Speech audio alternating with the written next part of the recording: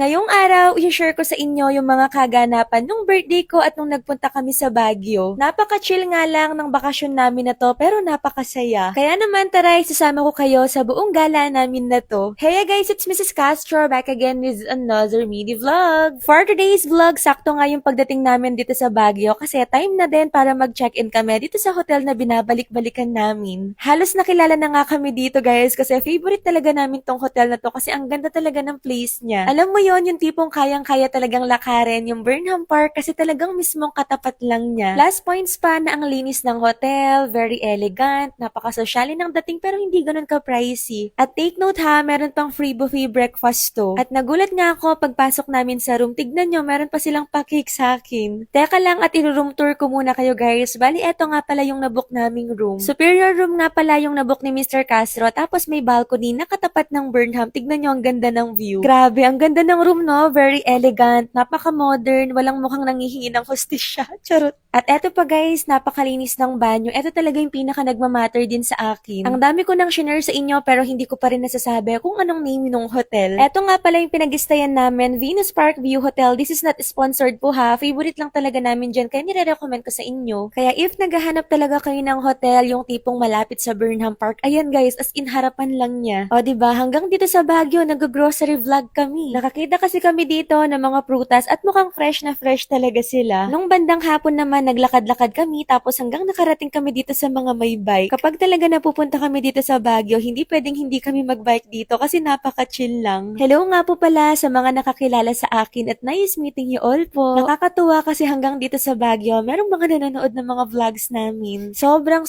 na-appreciate ko po kayo. Pagtapos nga naming magbike, hinatid na din namin agad itong nirent namin kasi tignan nyo parang uulan na. Etong first day nga namin, medyo malamig talaga yung panahon kaya naka-jacket talaga ako. Noong last day kasi nagsando na lang ako kasi medyo mainit. Anyway, kinagabihan nga, nagpunta naman kami sa night market. Naku, eto din talaga yung habol namin sa Baguio. Paano ba naman, ang sarap kasing mag-food trip dito, no? Habang nagpo-food trip nga kami, tignan nyo naman, may pabulaklak pa tong si Mr. Castro. Tulips pa talaga. Pagbalik nga namin sa hotel, tignan nyo, sinalubong talaga namin itong birthday ko. Actually, yearly talaga guys, dito ako sa Baguio nagsa-celebrate. Simple lang naman yung gusto ko eh. Hindi rin naman ako sanay na naghahanda, may bonggang birthday party. Kahit ganito lang, okay na ako. Kumbaga talagang parang every August 17, lagi kaming nasa Baguio. Etong mga susunod na clips, medyo madilim talaga kasi galing to sa cellphone ni Mr. Castro. Tulog pa ako dyan guys, pero nagising na lang ako dyan kasi nga hinawakan niya ako at nag-good morning sa akin. Kaya napatingin na ako sa cellphone kung anong oras na. At pagbukas nga ng ilaw, ayan, meron siyang pabulaklak sa akin. Tapos may regalo pa talaga. Sa totoo lang, hindi ko alam kung paano niya talaga natago yung bulaklak na yan. Kaya pala, ang baho ng kotse namin kasi nakulob na to. Tanong pa naman ako ng tanong sa kanya bakit ang baho at hindi na yata napapakarwash yung sasakyan. Ngayon pala guys, eto pala yung reason. Tinago talaga niya sa kasulok-sulukan ng kotse namin. Ang galing nga kasi hindi yan nalanta kasi nga binapad niya raw ng tubig. Anyway, inopen ko nga ng konti itong cortina at eto nga pala yung view namin ngayong umaga. Nagsipilyo na nga rin ako dyan kasi nga magbe-breakfast na kami. O diba, umaga pa lang ang dami ko ng handa. Pinaredy ko talaga yan lahat.